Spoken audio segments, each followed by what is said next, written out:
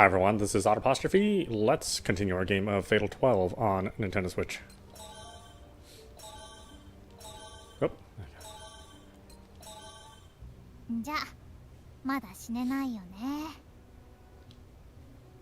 She opts not to wait for Miharu's reply and walks off.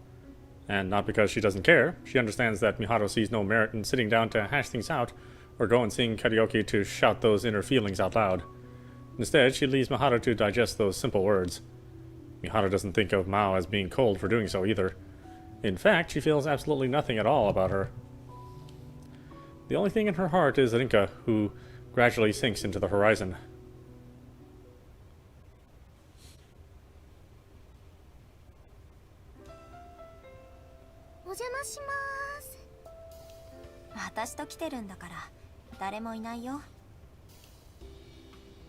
Naomi drops her things off at the counter before donning the apron she's brought from home. I fill in the regulars about the cultural festival and tell them not to worry about Naomi's presence. In exchange for my teaching her, she's offered to help out with dishwashing and other simple tasks for around an hour or so. I've told her not to bother, but she insists on it. It's gotten to the point where I'd feel rude to keep turning her down, so we decided on a time for her to help me out. Here's how things typically go when Naomi's around. We open at 4 p.m. on weekdays, and the hour or so after that, it's either completely dead or we have very few customers inside. That's when we either brew some coffee together or she reads up on different types of coffee beans. The latter is more out of personal interest than anything else, since it won't come in handy for the cultural festival. Around 6 p.m., the regulars who are just finishing up work start dropping by, so that's when I have her help out for an hour. Afterwards, she kills some time either studying or reading books. Sometimes we chat when I got the time too. That's how things went last week anyway.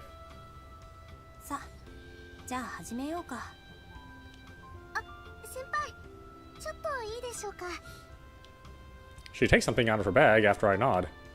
It's a transparent plastic bag. Inside are a number of cookies made in the shapes of stars and hearts.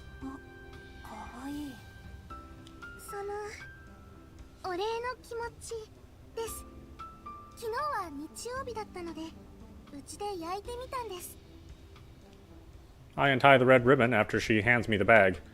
A sweet smell wafts through the room as soon as I do so.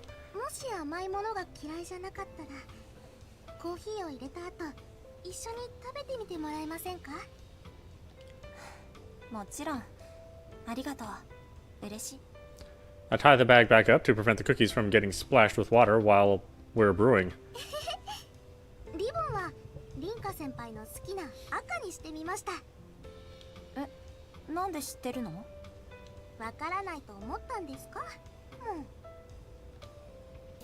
Leaving the cookies somewhere visible, I start the brewing process.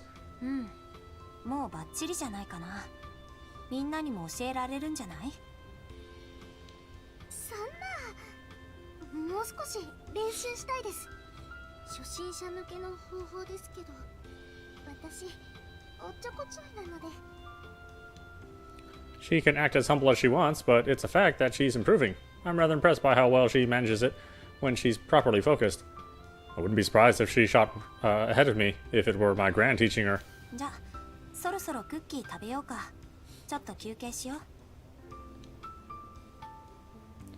We have no customers right now, so it's the perfect moment to take a break. Can't say for sure if that's a good or bad thing, though. I place the cookies on a plate and carry them over to our usual seats along with some coffee. After appreciating how great they look, I finally take a bite. Someone hits Naomi's panic button as she awaits my reaction.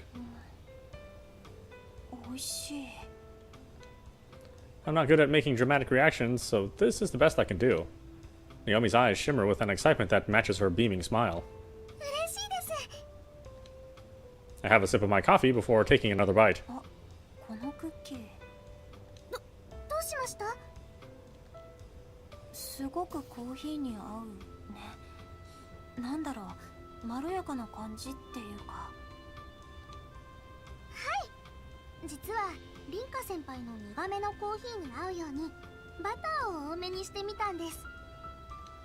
She lets out another sigh of relief, brushing her hand down her chest.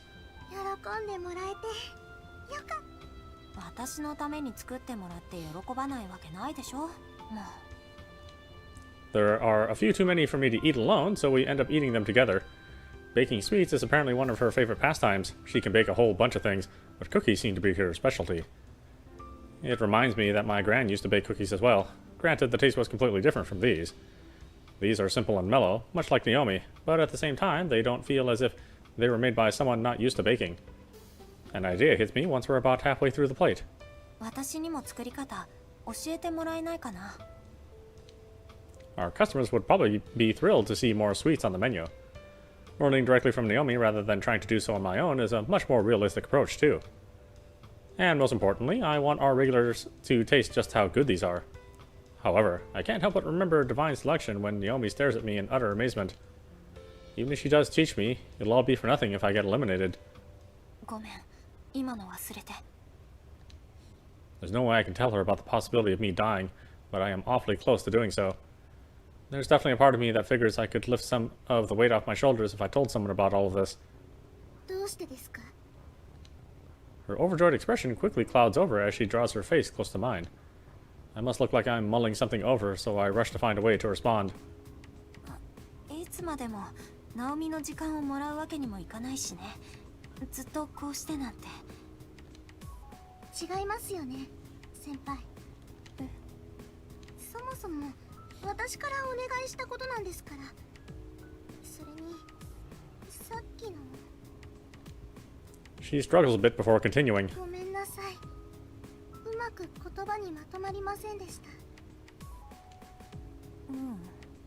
大丈夫。私ずっとこうしてたいです。Oh, is she in the game too? They didn't mention her. Her eyes immediately shoot to the floor, almost as if she's let the words fall out by accident. ごめんなさい。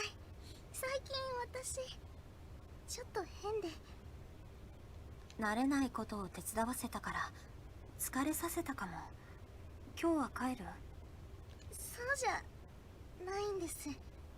そういうことでは。Or maybe she has like residual memories of her death. Like even though it's been erased, she still remembers for some reason. She takes a small breath, raises her head back up, and looks me dead in the eyes. Her expression is almost oppressive. 失礼なことかもしれないですけれど、私の悩みを聞いてもらってもいいですか？ここ最近嫌な夢を見るんです。夢？はい。その夢は最初は普通の夢から始まるんです。夢、そしたら急に電車が燃えて火事になって。See, she does remember from the other dimension. 炎が広がって熱くって苦しくって。でも先輩が私を守ってくれるんです。ただ先輩はそのまま炎に巻き込まれて。She pauses a number of times while she talks. Her voice gradually gets more and more agitated.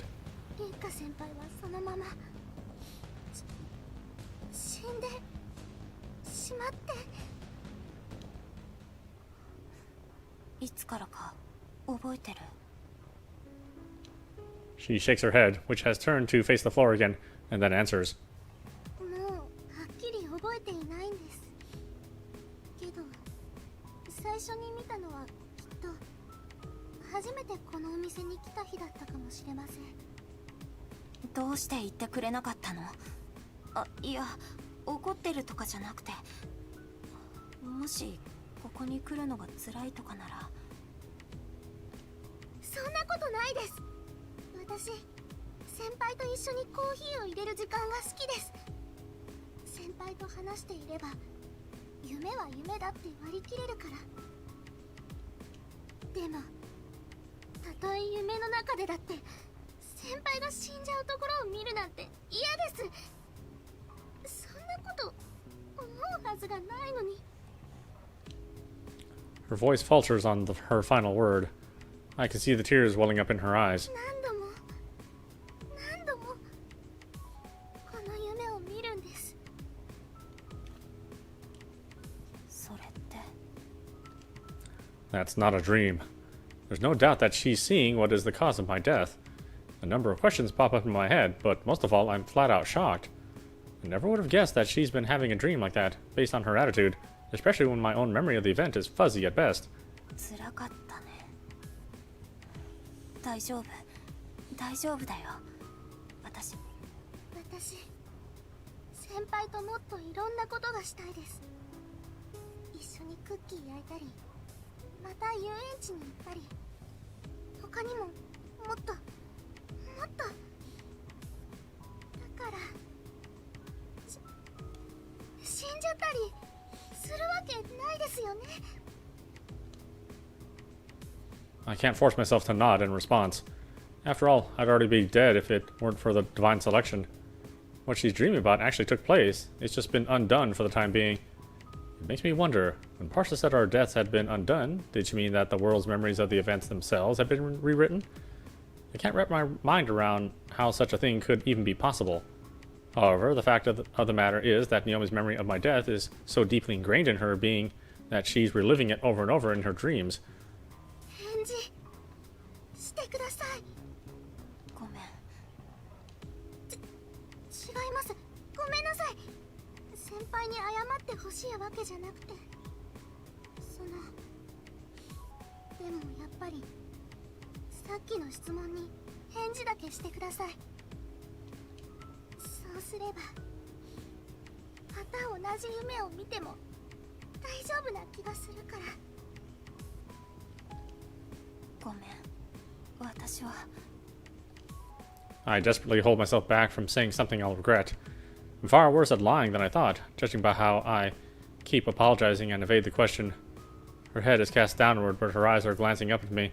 The tears in her eyes are a lot more obvious than before. And it's my fault that she's crying. もし悩んでいることがあるなら、私にも話してください。ある日突然いなくなるなんて、絶対に嫌です。She says this with a resolute voice, despite her eyes being filled with tears. It just makes my heart ache all the more, though. She's likely to be haunted by that dream for a long time, assuming I keep the truth from her. And yet, telling her won't change the fact that I'm a participant. What's worse, I may even get her caught up in something dangerous if she decides she wants to try and help me out. I can't say for sure how dangerous this whole situation is, but at the very least, I want to make sure she never comes in contact with those people from the dream world. Most of all, I'd have to reveal the fact that Miharu is also a participant, and that only one of us will make it through the whole thing alive. Oh, but if she is a participant, then she's trying to get information so that she lives. That would make sense too. Keeping her in the dark would mean I don't burden her with my situation. ナオミにね、聞いてほしいことがあるんだ。え？ナオミを余計不安にさせてしまうかも。いや、そもそも信じられないかもしれないけど、聞いてくれるかな？はい。She answers without hesitation. Just as I'm about to start my explanation, the chime on the door rings. ごめん。続きは明日でいい？閉店するまで待っていてもいいですか？それは悪いから。少し気持ちも落ち着けた方がいいしね。大丈夫。明日の放課後、必ず話すよ。わかりました。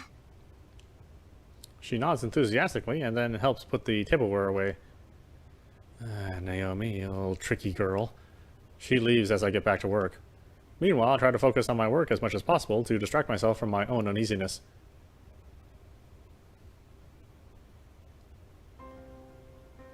おはよう、リンカ。おはよう、ミハル。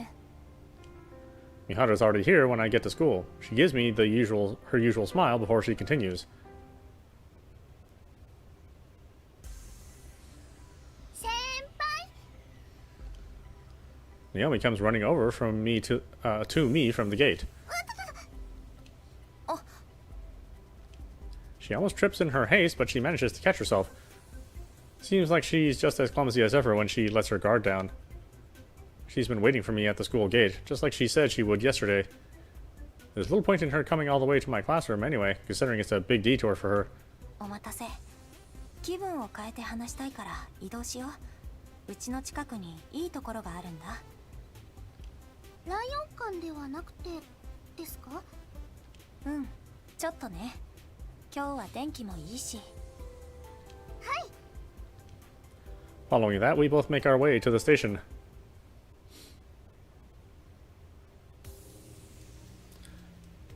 One transfer from Shinjuku to the metro, and 2 stops later, you find this park. There's an entrance fee, but it's fairly inexpensive. It's one of the biggest parks in Tokyo and was apparently an old samurai's garden back in the day. I'm not sure why, but it was reconstructed to resemble a mix between Japanese, English, and French parks. There are normally tourists all over the place, but it's a lot less busy on weekdays. That makes it ideal for a change of pace. I come here a lot when I was a kid. There's one place in particular that I really enjoyed visiting.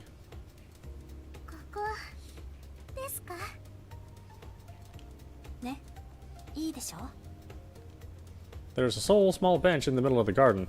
We sit down there, taking in the surroundings and the clock tower-esque building in the distance. Few buildings in Shinjuku stand out as much as that one. Part of me wants to say that it's the building for a telephone company. The sound of the greenery whispering in the wind is nice and relaxing. An odd sensation washes over me out of nowhere. It makes me wonder whether or not I've actually been here before. But I'm sure of it. I know I've been here plenty of times as a kid.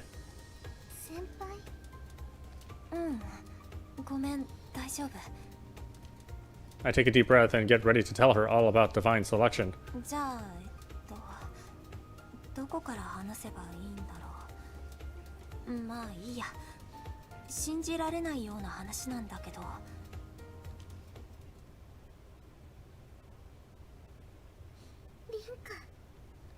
She utters my name in a painful manner once I finish telling her everything. She started to get teary-eyed midway, but I kept going. I doubt she would want me to stop without painting her the whole picture. She nodded attentively from beginning to end, as if to reassure me that the decision to tell her was the right one.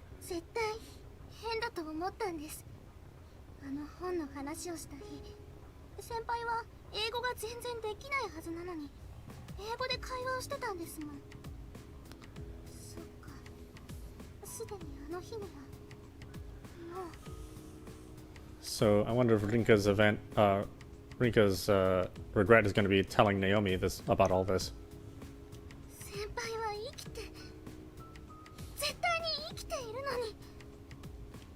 Saying that, she takes my hand in hers. The surface of her hand is cold, but I can feel her warmth underneath. There is no doubt that same goes for me. That warmth serves as proof that I'm alive.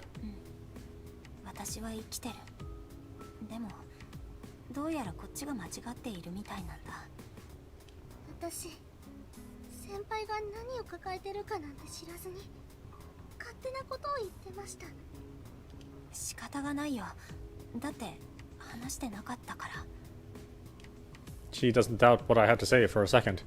Chances are that my cause of death lines up with her dream so much that she has no choice but to believe it. It gives her an answer as to why she's having that dream too, although it does nothing to resolve the situation at hand.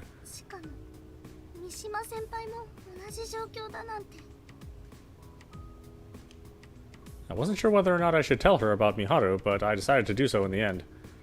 On the one hand, there's no point in trying to keep certain things to myself. On the other, I simply gave in to my desire to lighten my own burden.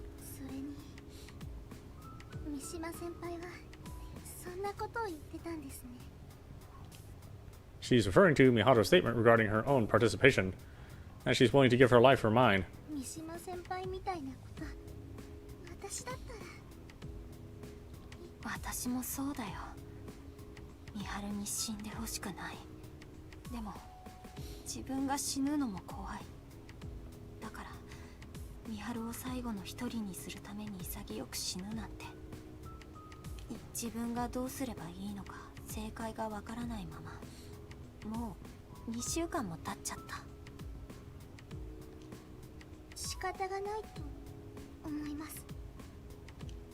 Another breeze blows through, catching our hair.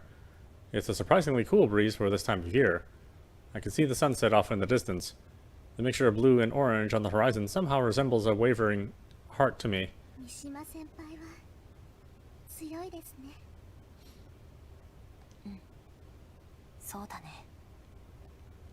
She's the complete opposite of me. She knows exactly what she wants to do, whereas I'm sitting here unable to make any sort of decision. She might have already gotten started on gathering info based on the cards she's received. In fact, I'm certain she has. The determination in her eyes makes it apparent. Her attitude at school isn't any different from usual, but that's just further proof of her resolve. There's no doubt she's doing as much research as she can elsewhere. And she's doing it all for my sake. I'd say that all the time she's been spending at work lately was just a front for said research, but that'd be overthinking things. There's something she's been doing for a while now. 聞いてくれてありがとね。少し気が楽になったよ。どうすればいいのかなんてまだわからないけど、しばらくはまたこのまま過ごしてみる。Saying that, I get up off the bench. Or I try to, but Naomi stops me by grabbing my sleeve. あと5分だけ待ってください。私決めたことがあります。決めたこと？ She nods firmly in response. 私凛花先輩を支えたいです。このままじゃ絶対ダメです。凛花先輩の気持ちにはなれないけれど、私の無責任な意見かもしれないですけれど、逃げてるだけじゃいけないと思います。逃げてる。 It's not that I'm struggling to make a choice, I'm simply avoiding it altogether. Naomi makes sure to be as frank as possible with her words, and they turn my entire world upside down. The reality that I've been running from, my responsibility to choose whether I'll live or die, finally sinks in. Before I know it, the sky has been dyed entirely in orange. 調べ物くらいなら私は手伝います。顔が知られていないから参加者に直接会うこともできます。何より先輩が一人じゃ支えきれないものを一緒に背負うこともできます。 Her words are filled to bursting with resolve. 最後の瞬間には先輩たちのどちらかが生き残るのか悩まないといけないかもしれません。でも今のままじゃきっとその前に。ねえ、ナオミ。私も今さら自覚しちゃった気持ちがあるんだ。 She turns to face me, waiting for my follow-up comment. Having the truth put in front of me like this makes me realize what I'm most afraid of. 私怖いんだ。このまま生き残るには見張るだけじゃなくて他の人も脱落させないといけない。自分が人の命を踏み台にしてまで生きるべき存在かなんてわからないんだ。自分の未練さえ曖昧なままだし。 I've seen the expression of those who were mere moments away from being elected. I wouldn't describe them as sad, angry, or even accepting. They simply looked powerless in the face of what was about to happen. Those were the faces of people who died without it being able to fulfill what they wanted out in life. Meanwhile, I'm not sure if I have that much invested into anything to begin with. That's why part of me feels like my life isn't worth being saved in exchange for theirs. 三島先輩や私が凛花先輩に生きていてほしいって気持ちじゃ足りませんか？私だって他の人を脱落させて生きることが正しいかどうかは分かりません。でも先輩が死んじゃうなんて絶対に嫌なんです。だからもし他の人を脱落させることが罪だとするなら、それを背負うのが怖いなら私に半分分けてください。ナオミ、どうしてそこまで言ってくれるの？ Why would she go this far for my sake? 本来の運命で先輩は自分の命よりも私を優先してくれた。口で軽々しく言えないだけで先輩はきっとそういう人なんです。でもそんなの関係ないです。凛花先輩だから。他に理由は思いつきません。あれ、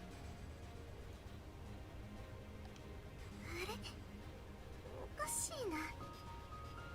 どうしてミダが。これは違うんです。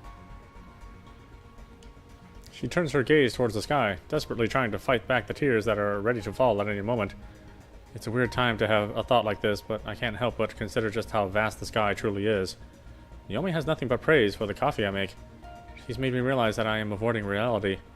And At that, and a number of other important things. 危ないことはしないでね。 The tears have started to stream down her face by the time I say that. 私はこの期間、船底からの脱落以外で死んじゃうことはないらしいけど、ナオミは違う。だから危険なことはなし。 Unable to get the words out, she bites her lower lip and nods her head. その上で私からお願いさせて。女神の船底で私が脱落しないように協力してください。先輩、なんで敬語なんですか？ I extend my right hand to her, which she takes. Her nervousness melts away with the beaming smile that she gives me afterwards. Her tear-stained cheeks serve as a nice contrast to that. 泣き虫だね、ナオミは。先輩もこういう時は泣いていいんですよ。からかわないでよ、もう。 Her tears don't stop flowing, even though she's all smiles. Just then, the announcement comes that it's almost time for the park to close for the day. I take the opportunity to tell Naomi that I'll see her tomorrow, and then I make my way home.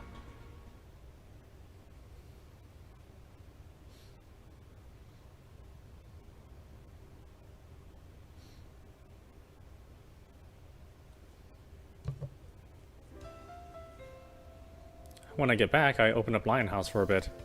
After messaging Naomi during break time, I decided to keep the store closed tomorrow so we can focus on gathering intel and organizing our thoughts. I figure hitting up the library would be a good idea since we have access to newspapers and the like, but considering I still don't know where to start, I decided it's best for us to meet up there first. We don't need to worry about keeping quiet there, at least. I'll also make sure to ask Naomi not to tell anyone else about this. Part of me considers telling Mao at first, since we're close friends, but considering she's known Miharu for far longer than Naomi, I decided it's best not to.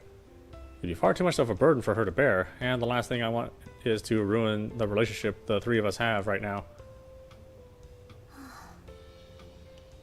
Thinking back on everything that's happened so far, I get ready to close the shop for the day. Barely any customers have come around, so I only have to clean up a few things. I clean up those things, carry in the signboard and some plants from outside, and put them out and put out the trash. The door looks a bit dirty too, so I make sure to wipe it down. While I'm wiping it, I hear footsteps heading my way. I don't pay them much mind, considering it's not rare for people to pass by at this time of night, but they stop right in front of the store. もう閉店で。 Thinking it is a customer, I turn around to inform them that we're closed. But I stop mid-sentence when I see the woman to whom the footsteps belong. The moment I stand up straight, she grabs me by the shoulders, pushes me against the door, and then into the store. Her words come out loud and rapid. Her voice sounds like her throat is ready to explode. Her first impression makes her seem desperate, but I'd say she's more anxious than anything else. That's why her shouting actually helps me to approach the situation with heightened composure. あなた、8の人ですね。 Rather than answering her question, I opt to shoot one right back at her. I don't know her name, but I recognize the face. She's one of the people I've seen in the dream world. Composed as I may seem, it's not enough to keep my nerves calm. I can feel myself working up a cold sweat. Even the most minor thing here could act as a hint for her, so I need to watch what I say. She slams her hand against the door, closing the distance between us even more. And yet I'm not afraid. Mainly because I keep in mind why she's so anxious in the first place. The only reason she's asking me is because she's not entirely sure that I am who she thinks I am. Meanwhile, number 12 gathered her name card from the woman he eliminated. Meanwhile, number 12 gained her name card from the woman he eliminated during the first round, if memory serves.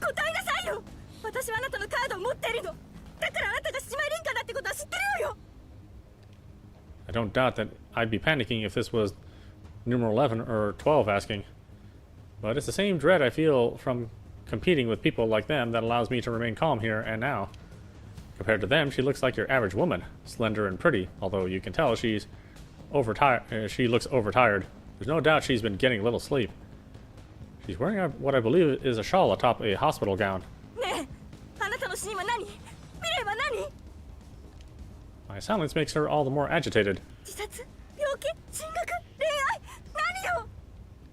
ちょっと落ち着いてください。 My patience starts to wear thin, which causes me to place my hands on her shoulders and shove her away from me. I must have pushed a bit too hard since she stumbles backward. She falls and lands on the hard concrete. ごめんなさい。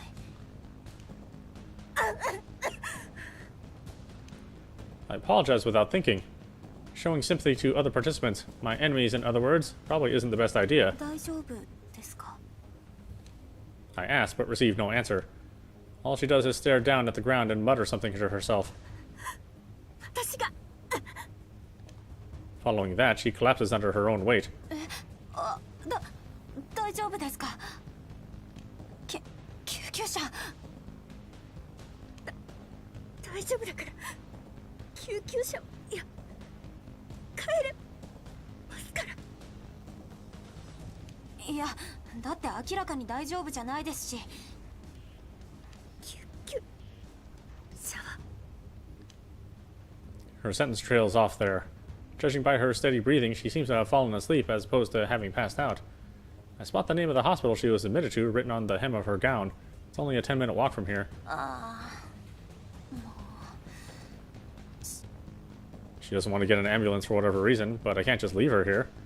Fortunately, she's rather light, so I opt to give her a piggyback ride. 思ったよりきついな。 After I lock the store up, I proceed to the hospital. When I arrive, the nurse I speak to showers me with praise. It's hardly surprising. I think most people would praise a high schooler who has obviously exhausted herself by carrying a patient all the way to a hospital in the middle of the night. The nurse wastes no time in taking her away, so I guess she really is a patient here. Thanks to this, I managed to learn her name as well. Kamabuchi Kaiko. While she's always had a frail disposition, things have gotten worse for her once she gave birth. I don't pry any deeper, but I doubt they would have told me much more. The only reason they told me as much as they did was to make sure I knew who it was that I helped out in the first place. そういえばカードって。 Parsha mentioned that we'd obtain new cards whenever we discovered vital pieces of information in the real world. そっか。本。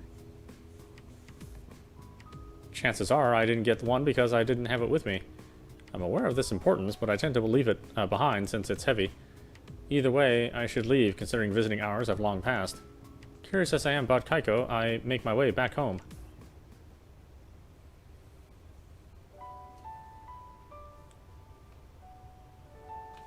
Once I return to my room and get ready for bed, I take a seat at the table on which my book rests. なんか光ってるんだけど。 Little bits of light are pouring out from between the book's pages. Needless to say, this is the first time I've seen this happen, in the real world no less. I take a moment to prepare myself, and then I open it up. The moment I do, the light begins to rise above the book itself. ちょっと。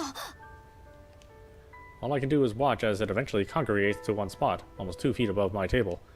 It eventually molds itself to a rectangular shape. Well, to be more specific, the shape of a card. Once the transformation is complete, the light dissipates. The card floats in midair for a brief moment before it quietly lays itself to rest atop the book. こうやって作られるんだ。カード。 I can't hide my surprise over witnessing something like that happening in the real world.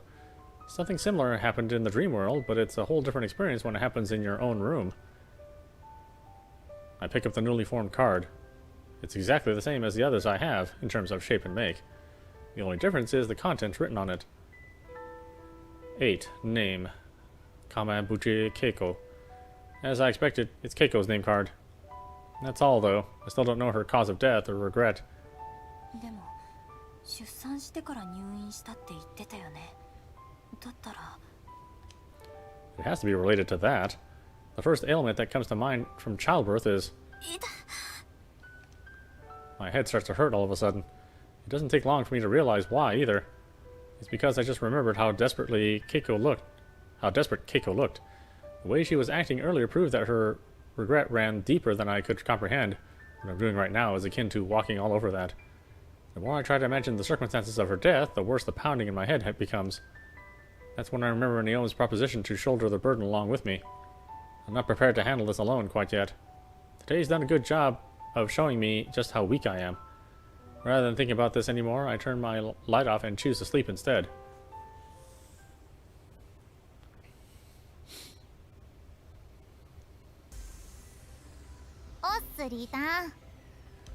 Ah, Mao, おはよう。I notice Miharu getting ready for classes as usual when I arrive at school.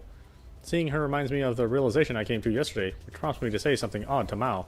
美晴ってさ、強いよね。ミハルが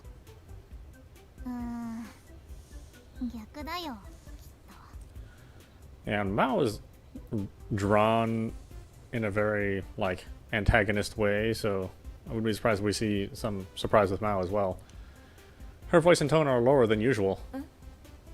じゃあ今日も一日頑張りましょう。 She returns to her usual self right away, almost as to avoid continuing on with that topic.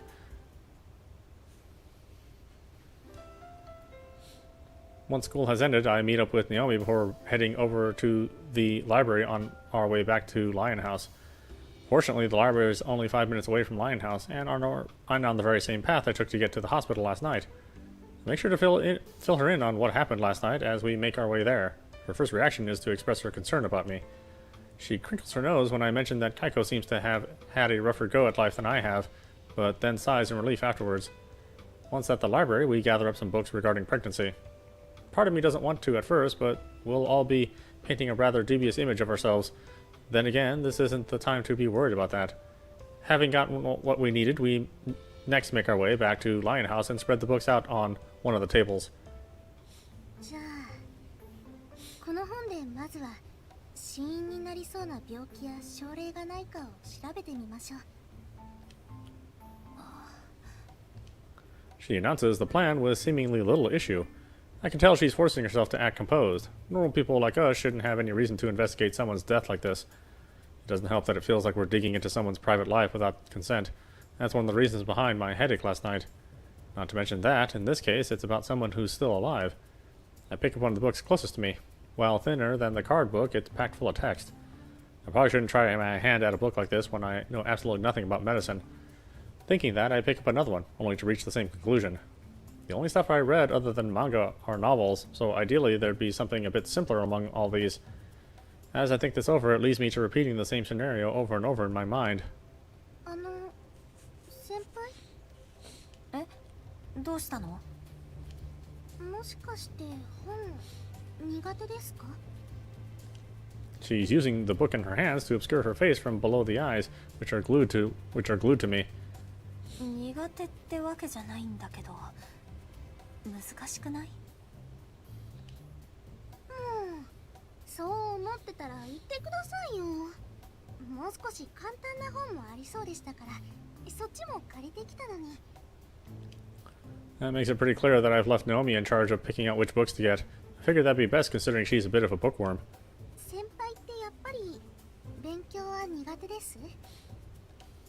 I nod my head after a brief hesitation. でも頑張ってみる。自分のことだもんね。 I pick up another book and peruse the table of contents. Naomi hides part of her face behind her book again, but I can see how focused her eyes are on its contents.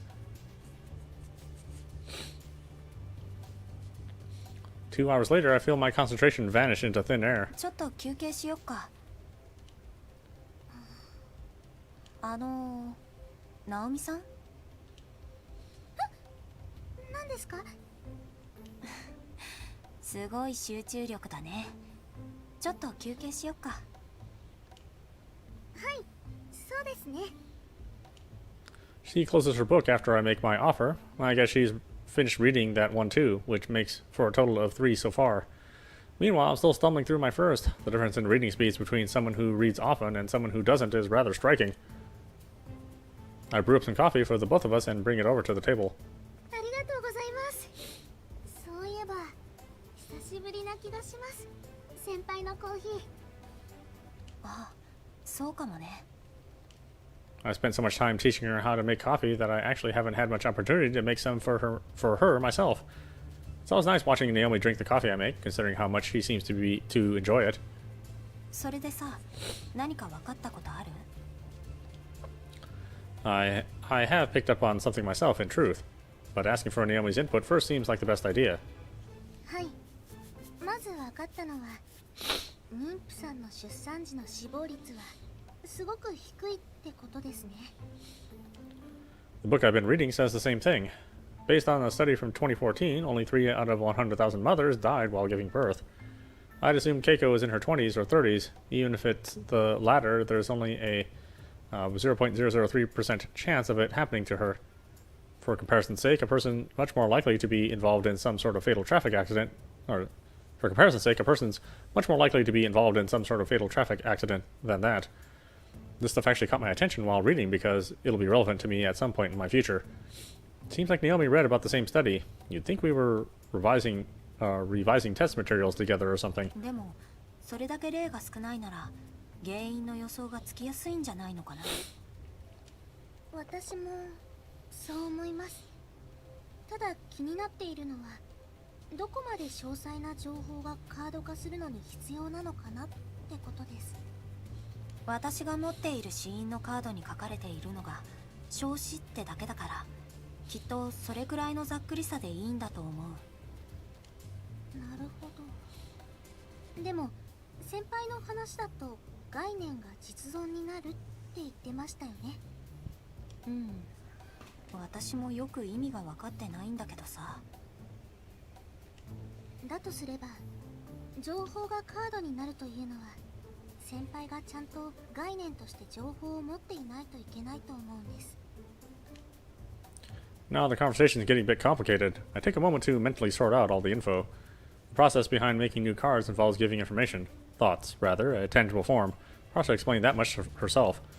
How does one distinguish which piece of information is correct and turn that into a card then? すみません。わかりにくい言い方になっちゃいました。先輩の中で論理的に行き着いた結論なのかって意味です。つまり先輩が日常会話の中で何気なく言ったことでも誰かの死因や未練に該当していたらカードになるのか、それとも例えばこの人はいつ症状が悪化したから死因はこれだろうって証拠みたいなものを先輩が把握していないといけないのかってことです。そっか、なるほどね。I cast my mind back to these past 2 weeks. I'm not the most chatty person, but I've definitely had a good number of conversations during that time.